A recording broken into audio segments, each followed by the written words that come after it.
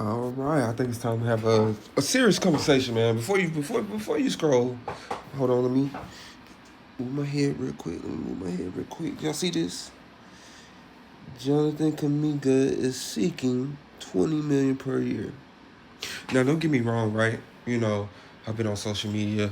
I done seen it all from Sports Center uh, to the ESPNs, NBC, CBS News, as far as the sports part, right? When they talk about this player, Jonathan Kuminga, I think it's time for us to have a real conversation, a real talk when it comes to this brother, because you got to think about it, right? From what I've seen, for the most part, they said that he has superstar potential. Now, don't get me wrong, right? Jonathan Kuminga is a good basketball player for his set of skills, right? Jonathan, he gets down the floor. You can say he's a all gas, no brakes when it comes to fast breaks. He's going to get down the floor, very flashy, very athletic. Um, can improve on his shooting a little bit more, but I'm not saying he's a bad shooter, but he's not the greatest, right? But that man is asking for 20 million per year, right? Okay, you gotta think about it. You was with the Warriors for 4 or 5 years. I'm gonna say four, and you was in Steve Kerr uh, under his mentorship, I guess you could say. And then you had Curry, and then you had Jimmy Butler, you had Draymond Green.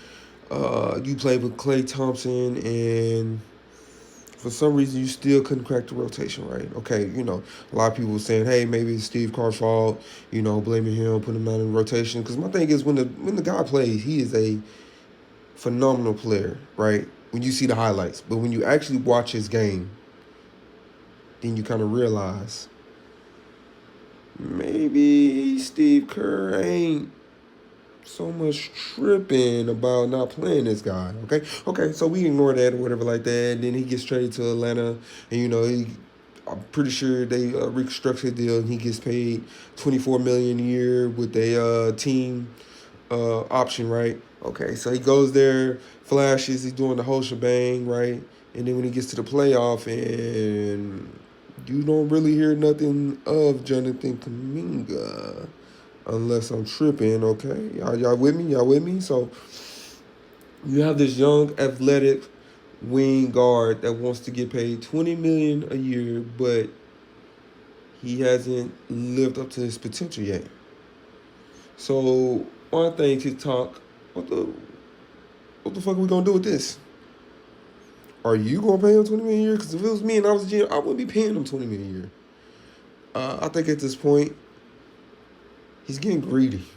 I think whatever the Lakers offer him, not saying there are better offers out there, but from what reports are saying, between him and Cleveland, I think the Lakers might be his best fit, right? When you think about it, you got Lucas Doncic. We seen what Lucas Doncic has done for the league when he has nothing, right? When he took that Mavericks team to the final, right?